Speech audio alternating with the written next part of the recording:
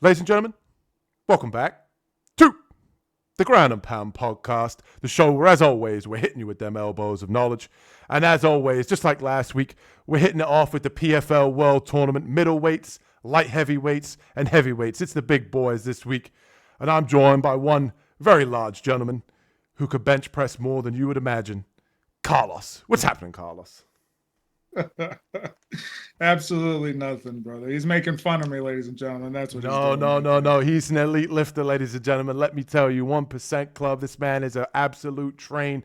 And speaking of train, the ground and pound train is going to keep on rolling all the way through the prelims, all the way to the main event, talking about all of our predictions and what we think of all these different matchups here with all of the big guys in the PFL World Tournament. And kicking things off, we have Rafael Xavier taking on Karl Albrektsson. I'm going to pass this one to you, Carlos. Who you got in the first matchup?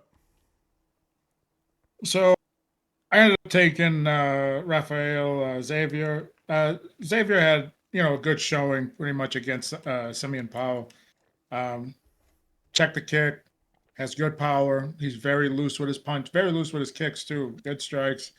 Um, I just think that it's not that he applies so much pressure. It's just the impact of what he hit you with. Not that he's the biggest puncher or the biggest kicker, but it's so technical, so sharp. I kind of just see this fight obviously not going the distance, especially with someone like Albrektsson, who I think has been getting his chin checked pretty often lately, and I just can't trust him to get this done. Um, Xavier also has that bit of ground game as well, which if it's to go there, which I don't see it going down to the mat at all, but he's going to be able to, he's probably going to be able to get a submission there, or at least keep himself, defensively safe. But in the stand-up, I don't really see Albrektsson posing a threat to him at all. Like Albrektsson likes to fight at a good pace. So does Xavier. Likes to take his time. If Albrektsson fights at his pace, it's pretty much lights out. Yeah, two for Xavier here, man. I do like Xavier. I believe he was supposed to fight earlier on in the PFL World Tournament. I think he may have missed weight or the bout got cancelled. But Brazilian national champion in Muay Thai, a second degree black belt in Brazilian Jiu Jitsu if the fight does hit the floor. What I like about him is that the hand speed and the very traditional Muay Thai style that he has. He can be sort of one at a time. He'll throw that one power shot, which is obviously a Muay Thai style thing. So he can be a little bit low volume, but when he hits you, he definitely makes you feel it. As Carlos did mention as well, with that Simeon Powell performance, he did have a good showing in that fight. He did drop Simeon Powell twice in the first round. And I think that he's going to really have his way here with Karl Albrektsson. Albrektsson, to me, struggles with a lot of athletic, fast twitch guys. To me, Albrektsson is a guy that can be a little bit slow, a little bit plodding, a little bit unathletic, has very poor head movement. 3 of his 4 losses have all come him getting knocked out. I just think he struggles with athleticism and speed. I think both guys look to counter, but I can rely on Xavier to be a little bit more aggressive. I think Albrektsson really needs to try to take this fight to the floor, but I don't think that he's going to have a whole lot of success doing so. I don't think his wrestling's good enough to be able to get Xavier to the ground multiple times. I think if he does get him to the ground, Xavier works hard to get back up, and ultimately the striking is going to be too much. I think Xavier probably puts the lights out here as well. So 2 here on the Ground and Pound podcast for Xavier to get it done by KO. And next up, we have Oleg Popov taking on Rodrigo Nascimento. And I'm going to pass this one to you, Carlos. Who you got in this one? This one didn't take very long. I got Oleg Popov. Good wrestling, good striking, always moving his feet. Um, Stays on the balls of his feet pretty much when he's ready to come in and when he's ready to regress out of the pocket. So against someone like Nascimento, who stays pretty flat-footed for the most part, I mean, he's going to hit him in and out. He's going to get out of there. He's going to get in whenever he feels like. He could probably get the takedown whenever he feels like it. Nascimento is just a little too slow. Now, doesn't mean you can't win, but he also doesn't have very good timing as well. So uh, I say Popov, keep the big man working, push his gas tank, see how far you get with that. And, you know, I don't see Nascimento winning this one. Yeah, I'm with you as well. I feel very confident in Popov this week. To me, with Popov, one of the things obviously I noticed in his last fight when he fought against Carl Williams is Williams' wrestling was holding up very well. It was making life very difficult for Popov. He struggled to get the fight to the ground. He did on certain occasions, but I think as the fight went on, he did struggle, which obviously caused him to, not necessarily gas out, but, with that heavy wrestle pressure, the grinding of the wrestling, I do think that it caused the lactic acid buildup. And Popov, especially early in fights, like Carlos said, he does bounce on his toes. His hands are pretty decent and pretty fast.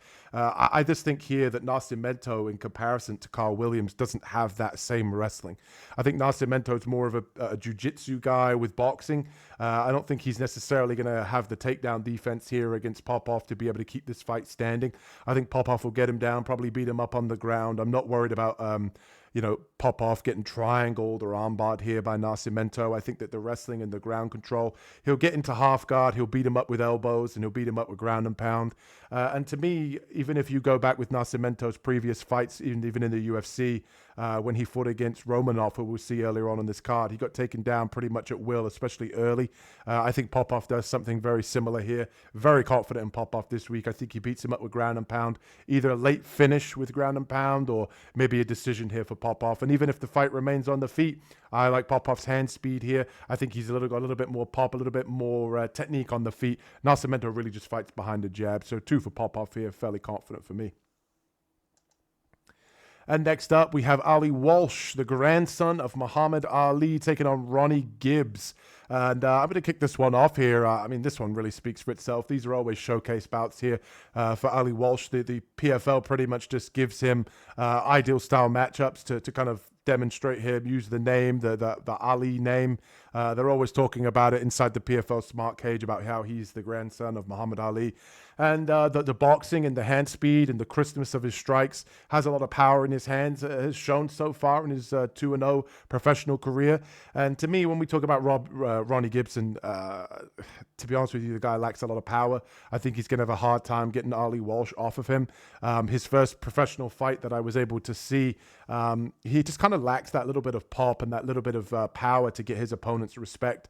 I think that was a recipe for disaster here against Ali Walsh. I think that the power in the hands is going to be too much.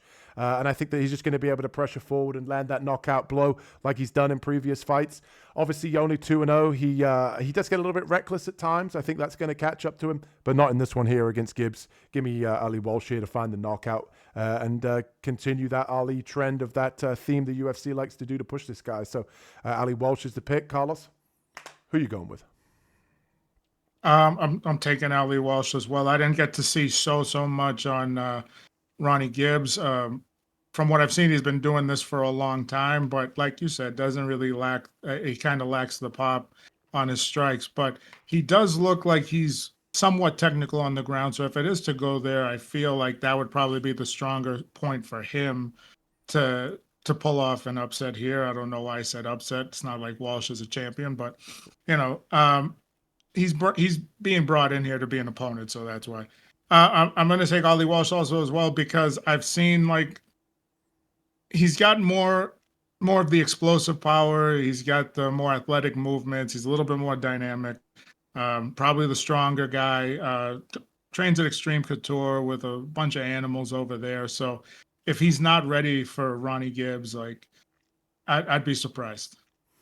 Yeah, when you look at Gibbs's past fights as well as an amateur, he does have a decorated sort of amateur, background. So he does come in with a little bit of experience, but I just think this is too much too soon for him. This is going to be by far his toughest opponent. And Ali Walsh does hit hard. I will give him credit for what he's lacked so far in terms of, his experience and his ability to, stuff takedowns and prove himself as an overall MMA fighter. He does have pop in the hands. So I agree with you. I think he's probably going to be body bagging Gibson this week. And next up, we have Alexandr Romanov, the big boys, taking on Valentin Moldavsky. And I'm going to pass this one to you, Carlos. Who you got in this one? This is actually kind of tough for me because I want to say Romanov, but I'm going to go with Moldavsky. And my reason being is, Moldavsky on his feet, always moving, good, very light on his feet, okay? Good movement. Good striking, good in and out. Defensively, he's pretty solid. But I have seen him get controlled not for an entire fight, but at least parts of a round at least on the ground. And against somebody like Romanov, who's going to get you down if you come in and he catches you at the right time to take you down, or just bull rushes you and gets you up against the cage, he's going to get you down. And I think he can control him. Now, that control may only last for one round. And then Moldavsky is most likely going to finish it from there. So that's what I'm banking that on. If Romanov ever came in shape, this would be a fight to do it, to make your name off someone like Moldavsky, but he's not going to do that. He's going to get winded after the first round, and then he's going to start throwing like wild punches to stay in it while Moldavsky is trying to finish him off. And that's how I see the fight. I don't see it ending in the first. I see Moldavsky in rounds 2 or 3. Yeah, Romanov loves that chicken from Popeyes, that's for sure. But when Romanov comes in, he can sometimes come in shape, or not necessarily the best shape. I don't like the training camps that he has with his own team and his own gym. I don't think he gets pushed. But like Carlos said, I agree. I think this is going to be a tale of two different style matchups, or two different style fights here. If Romanov comes out early and he's able to get the takedown, he could finish Moldavsky on the ground early. If he doesn't, it's all she wrote. I believe Moldavsky's going to have the success in rounds 2 and 3, probably put Romanov out in those rounds. Obviously, Moldavsky is trained by the legend Fedor Emelianenko. I think that Fedor's going to have him very well versed, very well prepared here for Romanov. I do think that Moldavsky just knows he needs to stay out of the clinch here, basically use his footwork, circle out away from the fence, where a lot of Romanov tries to get a lot of his takedowns, and really just use the jab and his footwork here, especially early in round 1. Romanov will probably get tired, and Moldavsky can take over from there. And one of the things that really sells me here on Moldavsky, I'm probably a little bit more confident in him than maybe Carlos is, but I do like the fact that he doesn't necessarily throw a ton of kicks, so I'm not worried about him getting his kick caught and taken down. He's mostly going to box. He's mostly going to play it safe with the jab, with the hands. He's a lighter heavyweight. I expect him to be a little bit faster. Romanov usually on the big side of 265, probably cutting from 280 or something like that. So he does tend to be a little bit slow. And like Carlos said, that gas tank's not usually there. So give me Moldavsky. I think that he probably puts him away after a flurry in the first round from Romanov trying to get the takedowns. Moldavsky keeps it on the feet and beats him up with the jab. That's the worst picture of Romanov you could have used. He looks so fluffy right there. Only the best here for the Ground and Pound podcast. That is correct. And next up, we have Simeon Powell taking on Antônio Carlos Jr. And I'm going to pass this one to you, Carlos. I'm interested in this one. Striker versus grappler. Who you got in this one? Well, who doesn't like Shootface? That's one hell of a name. Probably one of the best in the business. But good submission game. He has very good, very improved striking, enough to survive if he can't get somebody down, but probably not enough to finish unless he catches you somehow off guard with a shot. Ultimately, I'm going to go with Simeon Powell because, same thing. He's a mover. He's long. He's going to keep him at distance. He's going to fight him like with the end of his punch, the end of his kicks. Simeon also likes to mix in wrestling, so that could also throw him off. Like he'll probably bring him down, little ground and pound action, then get back to his feet, and that'll keep Antônio Carlos guessing, and he'll probably clinch him up against the cage. But I don't really see Antônio being able to take him down, get top position, and exploit him from there. I just see Simeon Powell's got a lot of athleticism. He likes to move. He likes to stay busy. And I think the pace is going to be just a little too much for Shootface. Yeah, I'm going with Powell here. And when I first thought about this fight, I was a little bit worried for Simeon Powell. But after watching a little bit of tape, I feel a little bit more confident on him. He was one of our legs for our confident parlay when in his last fight that he was able to win by knockout. Impressive elbows in the clinch that I really do like with Powell. Obviously, 85-inch reach, 6'5", very big for the division. And to me, I just feel that Carlos Jr. here is going to struggle to get the takedowns against a very tall, rangy fighter. I think he's going to struggle to get into the clinches to be able to go for all the takedowns here against Powell. If he does get him up against the fence, the long legs of Powell here are going to make it very difficult for him to off-balance him with that sort of body lock style, trip takedowns that Carlos Jr. likes to have. And I just don't see this really going very well for Carlos Jr. I think Powell's hand speed and overall ability to use different limbs to strike with, the elbows, the knees, are going to cause him a lot of problems. Like Carlos said, I do think that Carlos Jr.'s striking is feasible, but it's not on the level of Powell. I think Powell hits much harder. And Carlos did mention as well, Antônio Carlos Jr.'s black belt credentials, the world champion, BJJ black belt, first place finisher at the IBJJF Pan Am Championships in 2012. How about that for research, ladies and gentlemen? I don't think any of that's going to matter. So I say all of that to say I don't think any of that's going to matter. I think Simeon Powell keeps his one on the feet, and I've seen in previous fights, Powell likes to dance around on the outside, fight behind a jab. I think if he just moves his feet a lot here, he can pick his shots really and ultimately find the kill switch here for Powell to get the knockout on Antônio Carlos Jr. And we'll see if that shoe face ends up curved with Powell's fist right in it. So give me Simeon Powell here to find the knockout again and make it 2 for 2 on the knockout streak here. And next up, a fight I'm pretty excited for is Dalton Rosta taking on Aaron Jeffery. Carlos, who you got in this one? Yeah, this one. I'm going pretty much with this is on the spot, I guess, because Rosta looked very good in his last outing. And his striking has gotten a little bit better. He's with the American top team. I'm gonna go with Jeffries, and my only reason is I don't believe Rosta's got the level of state to make him nervous on the feet. He has the power, he has the speed, but I don't think he has the poise that Jeffery has. Jeffery has the ability to land on Rosta whenever he feels like it. He has the ability to clinch him up. He has the ability to stuff takedowns. He mixes up the strikes good, kicks, punches, elbows. I do like how Jeffery is going to throw probably the kitchen sink at Rosta, and hopefully he has an answer for it. I like Rosta. I think he's got a lot of upside. I just don't think that he can get it done. Now, in their first meeting, that's exactly what Jeffery did. Was he was able to exploit the fact of his experience. He was able to pretty much back him up with strikes. And I just don't think he's had enough time to match Jeffery's experience in the stand-up game. And wrestling, yeah, he's got that. He might be able to bull him down to the ground, be able to control him, and be able to do some ground and pound from there. Jeffery, though, also has very good wrestling. He has very good submissions. And I think he can pretty much counter anything Rosta has to throw at him. So I'm going with Jeffery. It was a tough one. Yeah, this one's going to be a good fight either way. I think it's a war of attrition. I think this one goes the distance. I think both guys are very skilled, very talented. And I was really concerned on this breakdown that me and you were going to pick the exact same fighter through every single fight. But give me Dalton, man. I'm getting Dalton Rosta.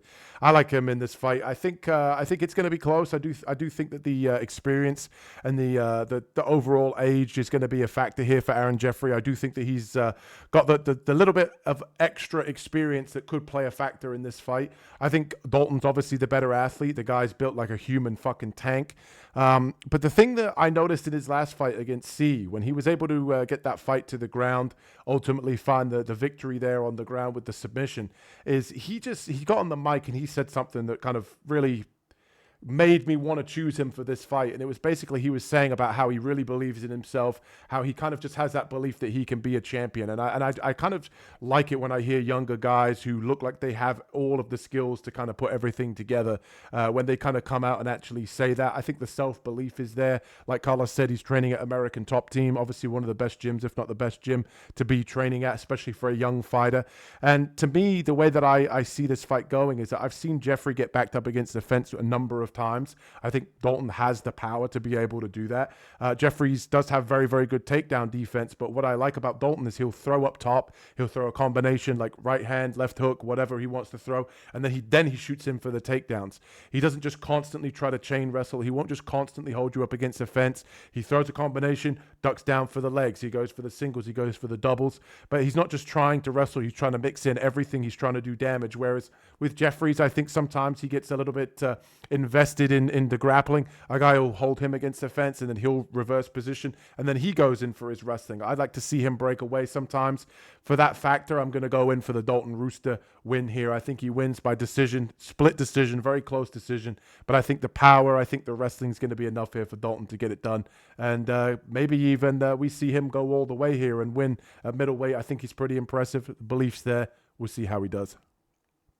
A little bit of dissension. I like it when we pick different fights, but we'll see how this one goes. I picked him, but I'm not. I picked Jeffery, but I'm not confident. I think it can happen. I think Rosta can do it, but I'm going with Jeffery.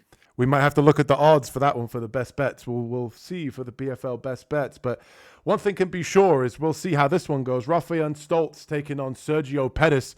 Carlos, who you got in this one? Okay, I'm gonna go with Pettis. Okay, I like Raufeon Stots. I just think that Pettis actually has what makes Raufeon good. I think it makes Pettis good, and I think he has just a little bit extra. The stand-up, Stots is good. He's not really like someone you have to worry about on the feet too much. Doesn't have a big pop. He's going to throw kind of light to touch you, and then he's going to throw something heavy. I just see Sergio being able to move, being able to counter, or if it gets to the ground with Stots, I think off of his back, Sergio has got, I mean, he's very good off of his back pretty much. So I think he's got a lot of offense there. I think that Stots is very good. I think on the ground, they're pretty equal, but I think the plus side for Sergio Pettis is going to be how does Raufeon do on the feet. Now, there's nothing wrong with Raufeon. He could put, I mean, he's put people out before with shots. He could do the same thing with Sergio. I think Sergio Pettis is just a little too educated on the feet for Stots. So I'm going with him. Yeah, you know how you just said in the last fight with Aaron Jeffries about not being too confident? That's how I feel about this one. I flip-flopped on this one pretty much all week, to be honest with you. Stots he was able to show some toughness in his last fight, got the third round submission, rear naked choke, but he had moments there where he got caught, against a guy that doesn't have necessarily the striking of Pettis. So it definitely worries me in this style matchup. But one thing I found quite interesting when I was researching this fight is these two are former teammates. These guys actually both train, I believe it's at Rufus Sport, together. They've obviously very well acquainted with each other. I don't know if obviously how they're doing their training camps for this one. But Stots, very, very high level wrestler. But the thing that kind of worries me here is this fight really just comes down to, can Stots get the takedowns?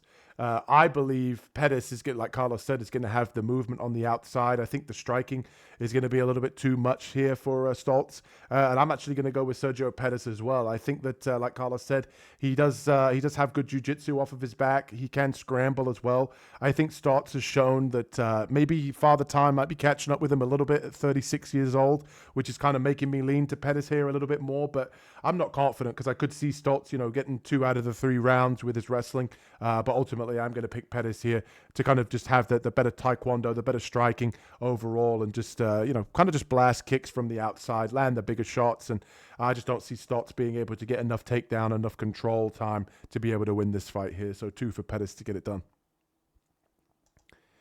Next up, we have the co-main event, and then we have Phil Davis taking on Sullivan Collier. Carlos, who you got in this one? I am going with Mr. Wonderful, Phil Davis. I think he's going to get it done. The ageless wonder. He's getting older. The guy looks in great shape. He fights even his stand-up has gotten better. Against Wilkinson. Wilkinson is someone that would prefer to keep it on the feet. Davis was able to stop him. I've seen him fight, his whole career, and from a guy who had no ability to hurt anyone on the feet, he looks pretty sharp now. I don't know. As you get older, sometimes the guys don't like to use wrestling too much. It takes a lot of gas out of the tank. But sort of striking, you're going to get a little slower. As you get older, you're not going to be as quick. But he looks good. He looks athletic. Now, when it comes to Sullivan Cauley, he's high pressure. Loves to get in your face. Loves to throw shots. He's always throwing heavy no matter what he throws. One of my biggest issues is he does not, as a professional, he doesn't really get out of the first round. And I know that Davis is going to push him past this first round, and he's going to push him into the second because Phil Davis is very technically sound defensively when it comes to striking. So Sullivan is going to have to take a chance and catch him with a flying knee, hopefully, or, you know, like wing some punches and hope that something lands, you know, a Hail Mary chance. But I don't see that happening against Davis. In his career, I think Phil Davis, his losses are to like Ryan Bader, um, Anthony Johnson. You know what I mean? Like I can't even think of the other one. Maybe it was Glover Teixeira. I'm not sure. But I'm like, you know what? He's losing the top guys. Even at this at this age here, he's losing to top guys as well. So I don't see Sullivan Cauley being able to do anything. He is on the come up. I do like Sullivan Cauley. A lot of pressure. He's high energy, but I think Davis is going to be able to shut it down. Yeah, that was a nice transition there for me to say with Sullivan Collier, main training partner of Ryan Bader, obviously somebody that's beaten Davis. You have to believe that Bader's going to give him a lot of pointers, but I don't think it fucking matters here. I think wherever this fight goes, I think Davis has got all the skills to do whatever he wants here. I think that Davis is definitely the better fighter all the way around. Even if you look at the records, you know, only 8 professional fights here for Collier to the 32 of Phil Davis there. You like that quick math, ladies and gentlemen? I think that's worth a like and subscribe. But yeah, I just believe here that Collier is just going to be outmatched wherever this fight goes. He is very dangerous in the first round. Obviously, a lot of his fights don't get out of the first round because he usually finishes his opponent. But Phil Davis is a big step up in competition for him here. I think Davis, if he plays this smart, he could wrestle early round 1, take some of the pop away from Collier. Obviously, with Phil Davis's background in wrestling, former national champion over at Penn State, you know, he's got all of the accolades here to be able to get this fight to the ground if he wants to. Very athletic striker, likes the spinning wheel kicks as well. Honestly, the guy is very, very skilled, even at the stellar age of 40. So shout out to all you 40-year-old midlife crisis guys out there. Guys like Phil Davis showing you guys that it can still be done. And I think that wherever this fight goes, Phil Davis is going to get it done. I think he probably finds a finish. I'm going to say ground and pound. I think he probably gets this fight to the ground, uses his wrestling, gets into the final here, beats up Collier on the ground. But I wouldn't be surprised if he also finds a finish on the feet. He demonstrated good striking in the first round against Wilkinson in his last fight. And I like Davis, man. I think that he's very, very skilled, and he shows that age is but a number. So 2 fairly confident picks here for Davis to get it done. I don't think Collier is a bad fighter. I think this is just too much too soon. And that brings us to the main event of the evening. And if you haven't already and you're enjoying the content, hit that like and subscribe button as we break down Fabian Edwards taking on Josh Silveira. Carlos, who you got in this one? I am going with Fabian Edwards. Silveira's not bad. He's got good pressure. He's trying to always be in your face, and I like that. He's always trying to push the tempo. The thing is he does it, and he's not very skilled on the feet. And what he's actually very good at, he never really gets people to the ground all the time. So with that wrestling, why do you have it if you don't use it? Take him down, ground and pound. But he's not going to do that. I think that Fabian's a little slicker on the feet. I think he's definitely the more educated striker of the two. What I do think is Silveira is most likely going to press him up against the cage and clinch him, because that's exactly what most people do to Edwards, to take away that striking gap. And in that happening, that's your 50-50. Edwards likes to throw a couple knees on the inside, likes to control your wrists, come back with an elbow, and then look for separation.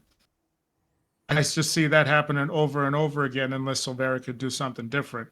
Silveira's got good wrestling. Fabian's got good anti-wrestling. He's definitely good at defending the takedowns, and he's very good at getting back up against the cage. So I just see that Fabian is probably going to look pretty in this fight, and he's going to make it look like a fight. Whereas Josh was going to push the pace, but in the judge's eyes, that might look like he's winning the fight, pressing Edwards up against the cage, chasing him around. He may be getting hit with counters, but how do the judges see it? I don't know. So when it comes to that, I'm going to stay with Fabian Edwards, but Silveira can do some damage. He can use his wrestling, take him down, put him up against the cage. But is he going to be effective enough or busy enough to get the decision?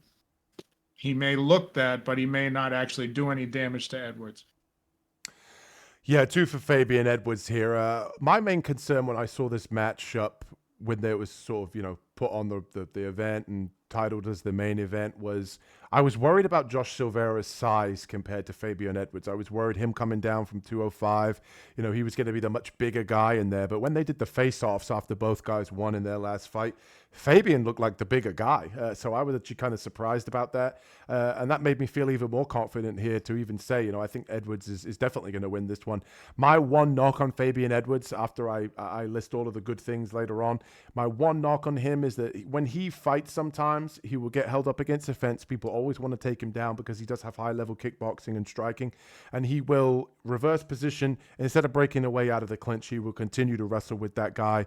And he'll fight their fight instead of fighting his fight. I'd like to see him break away from that, get out at space, you know, use his kickboxing. He has a fantastic step-in elbow, which we saw in his last fight against Impa Kasanganay. And he does a great job of really crashing the pocket with those elbows. As I mentioned, you know, great kickboxing, very nice kicks, attacks the lead leg. And Silveira is very, very flat-footed. Like Carlos said, he likes to get the fight up against the fence, up against in the clinch, and really look to get fighters down. But both Edwards brothers do, generally speaking, have good takedown defense up against the fence, which is where Silveira likes to work and do his magic. But ultimately, I think here, if Edwards just keeps this one out at range, I think the striking is going to be too much for Silveira. I think that the speed here of Edwards is going to be far too much on the feet. I think, honestly, the only way Edwards loses this is if he gets caught with some bullshit or he just plays too much of the clinch game here with Silveira. I think this should be Edwards all day. I think he's probably going to be in the confident parlay. And I like Fabian to get it done. And don't let him bully your son in the main event for Edwards here, too, getting it done here on the Ground and Pound podcast. And as always, we're going to let you guys know what's coming on the channel. We have the full card breakdown that's going to be live soon on the channel for UFC 317. Oliveira taking on Ilia Topuria. That's going to be one hell of a fight. Carlos and I are going to do the full card breakdown for you shortly there. We have the best bets here for the PFL World Tournament. All of the full card breakdown, obviously, is now going to be live. But you got to check out the best bets to make some dollar. We've been killing it in the bets recently. And speaking of killing it in the bets, we got to talk about the dog of the week this week for UFC 317. That video, full highlight reel tape for you guys. Check it out on the channel. Gives you a full breakdown of who my favorite betting underdog is going to be. And if you haven't already, hit that like and subscribe button. Before I ask Carlos, is there anything you want to say to the people? The other thing I'd like to say to people is I hope you enjoyed the content. Make sure to like and subscribe. And my pick, I'm taking that old dog, Mr. Wonderful. And we'll catch you in the next one, people. Hit him with the Kennedy. We'll catch you guys in the next one. Peace. Peace.